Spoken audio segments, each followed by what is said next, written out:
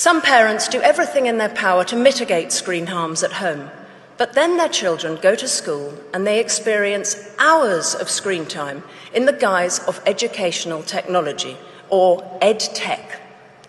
Whether that's in the form of iPads and Alexa voice assistants for nursery school children, learning systems like PowerSchool in primary school, or Google Classroom on secondary school devices, who has proven that this deluge of screen education is what's best for our children? No one has. If we step back and view this state of affairs through a compassionate lens, it's fairly understandable. Let's wave aside the fact that only 7% of UK edtech companies have conducted randomized controlled trials, and just 12% have used third-party certification. Let's put these pesky facts aside. At the beginning, these products seemed futuristically exciting. Well-intentioned schools spent fortunes buying and implementing the latest software and trained their teachers in how to use it.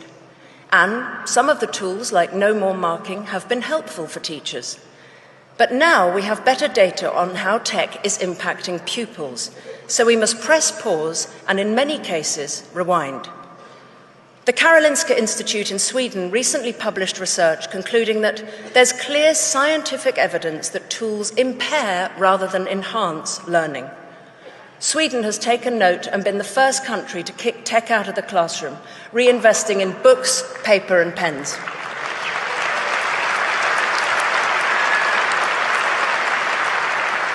They had the courage to admit that EdTech was a failed experiment. Bill Gates himself said that devices have a lousy record in the classroom. Mark Zuckerberg went to a tech-free school in Boston.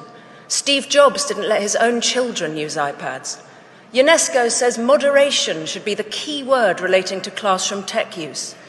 The OECD found that most EdTech has not delivered the academic benefits once promised, and that students who use computers very frequently at school do a lot worse in most learning outcomes. Global test scores in maths, science and reading are plummeting.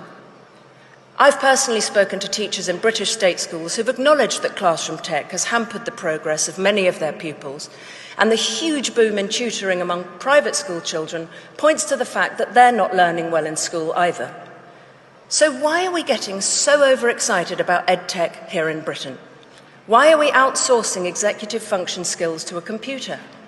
Why are we allowing exam boards to take every subject online by 2030?